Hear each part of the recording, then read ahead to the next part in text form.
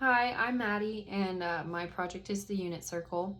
I'm going to start out with explaining how the unit circle is designed and kind of what it's used for. So it's a circle with a radius of 1, so at any point on the graph here with these lines, the length is 1. It's used by architects and engineers to design buildings and blueprints and determine like the length of materials and things that they need. So we can start out by understanding these terms. Cosine, sine, and tangent. So cosine is, when looking at a triangle, it's adjacent over hypotenuse. So we'll look here. You would have your adjacent side here. If this was your degrees, you would look at your adjacent side here and your hypotenuse here.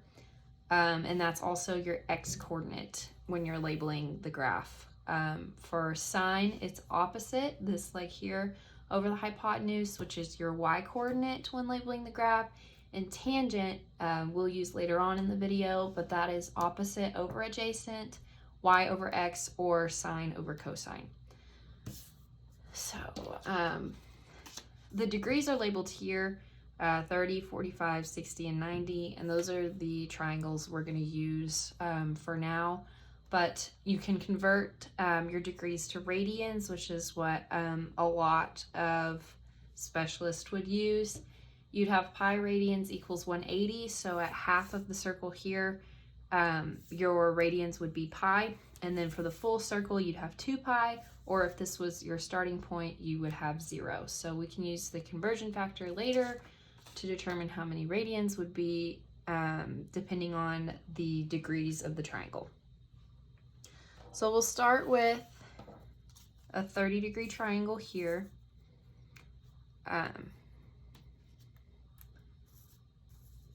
And for your x value, it would be cosine, so it would be adjacent over hypotenuse.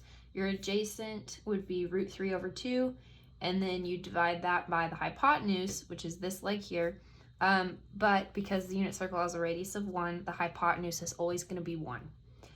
So your x value for this would be root 3 over 2. Before we go any further, it's important to know what the signs of the coordinates are depending on what point you are in the graph. This is considered a quadrant here. This is a quadrant, this is a quadrant here. There are 4 quadrants. So for quadrant 1, your x and y coordinates are both positive. For quadrant 2, your x coordinate is negative because it's on this side of the graph, and your y coordinate would be positive because it would be above the graph. For your third quadrant, both coordinates are going to be negative. They're both on this side of the graph. And then for your fourth quadrant, you would have a positive x value and a negative y value. So back to our 30-degree triangle. Since it's in quadrant 1, your coordinates are going to be both positive. However, if it was over here, you would have to remember what quadrant you're in, and for quadrant 2, your x value is negative and your y value is positive. For your radians, for 30 degrees, it would be 30 divided by 180, which would be 1/6, times pi would be pi over 6 radians. So now looking at a 45-degree triangle, your x value would be cosine, which is this leg, and it's root 2 over 2, and your y value would be sine, which is also root 2 over 2, and since it's in quadrant 1, it would be positive. If it was over here, your x value would be negative and your y value would be positive. If it was down here, both of your values would be negative, and if it was on this side, then your x value would be positive and your y value would be negative.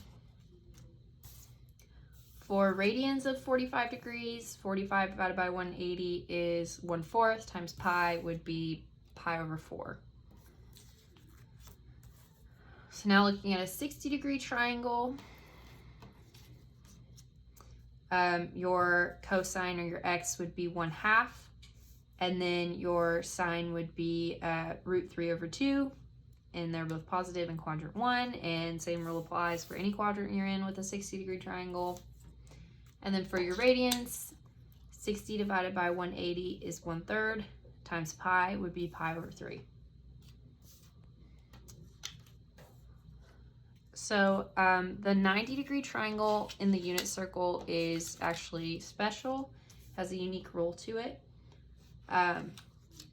You do not use the sine cosine in this case because you look at the x and y values. So at this point here, your x value is 0 and your y value would be 1.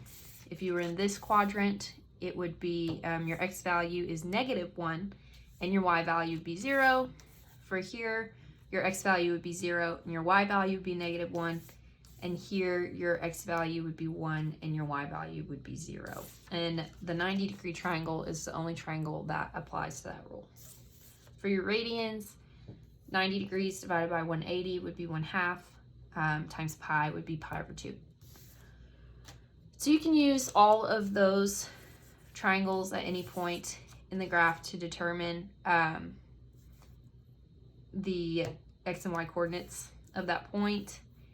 And you just have to be aware of where they, what quadrant they fall in and what the sign of that triangle or those coordinates would be. For your radians, however, you can't just use 30, 45, 60, 90 at any point. You would have to add them all together and make sure that you are using the sum of all of the degrees. So at this point, it wouldn't just be 30 or 90, it would be 270. So you're adding all of them. So 270 divided by 180 would be 3/2 times pi would be 3 pi over 2. And that applies to the entire circle. So moving on to tangent, it's opposite over adjacent. So if we're looking at a triangle here,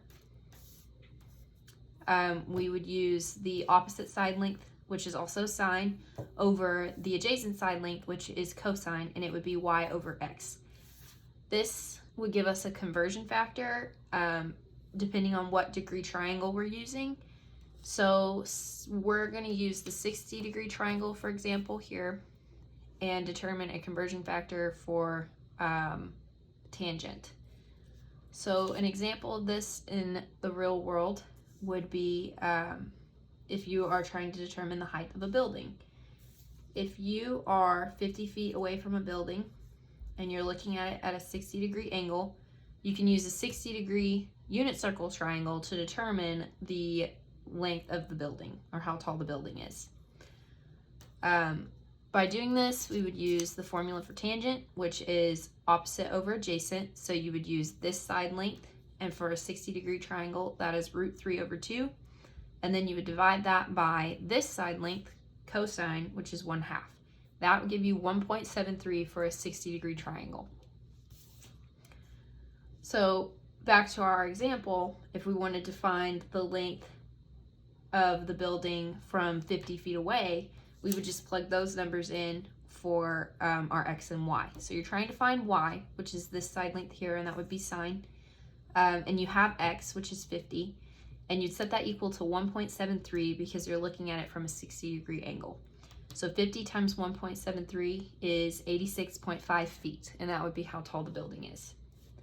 Architects and engineers use this when designing any type of building or just trying to see how tall or how long the materials needed for that building would be. And they can use the unit circle to determine the conversions. A trick to labeling the unit circle is, there's not really anything specific about it, but the denominator of each coordinate is always 2. So you can start with 2, and then it's always going to be either 1, √2, or √3. So for this one, it's 2, 2, 2, and then you have √3, √2, √1, or just 1. And then on the y coordinate, you have 2, 2, 2, √3, √2, √1. And that is for all quadrants of the circle. You just have to remember what sign you are depending on what quadrant you are. And that concludes my project. I hope you enjoyed, and I hope I cleared up anything about the unit circle.